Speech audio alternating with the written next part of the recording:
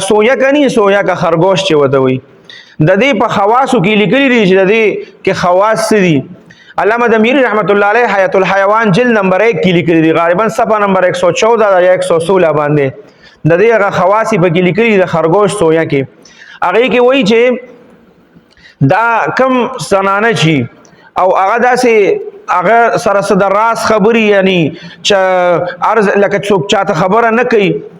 لکه څه معامله داسې شوي په هغې باندې یا خاوند ته خبره نه کوي یا خپل کور کې څه خبره نه کوي. نو علامه دمیری رحمت الله علیه فرمایي چې د دې سویا کې د وازګه نه د وازګه وي دا به راواخلې او د هغې د بالغ لاندې به کېدې وي د شپې چې د بالغ د لاندې د هغې کېدې نو وي د شپې چې دی په خوب کې به دا هغه ټولې خبرې چې دي بیا به د غوږ کېدې وي هغه ټولې خبرې به دا کوي کوم څیزونه چې دی د خاوند نه یا پټ کړي یا څه څیزونه پټ کړي وي هغه ټولې خبرې به ورته وکړي وي ګویا به شي قدرتي طور باندې.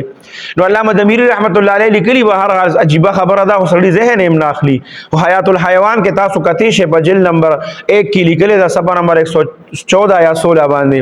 وسره یو بل عجیبه خبره لیکلي علامه دمیری رحمت الله علیه دا خبره وسره لیکلي ده په حیات الحیوان کې چې اکثر انسان باندې چې د غاښ دا درد راشي خاص کر د جامې د غاښ دا درد چې پې راشي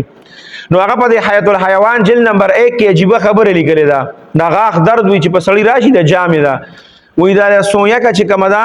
خرگوش چې وته وي وی دا دې دا کم دا جامې د غاښونه چې وي دي وی چې دا سړی راواخلي او وی د په غاښ باندې دړ راشي وي دکه وي تار پکې واچو وي څه ټایم دپاره غاړې ته ځوړن کا وي چې غاړې ته ځوړن کې نو وي دې سره د انسان د کم د جامې د غاښ دا درد چې کم دی وي هغې بالکل وي هغه درد یې ټیک شي وی دا غینا هغه درد نه هغه محفوظ پاتې شي وي بالکل هغه درد په هغه ټایم وي ختم شي. علامه دمیری رحمت الله علیه لیکلي دي عجیبه عجیبه خبرې د حیات الحیوان کې لیکلي دي هغه سړی ګوري د سړي د ذهن د ځناورو په باره کې پکې ډېرې عجیبه عجیبه خبرې لیکلي دي.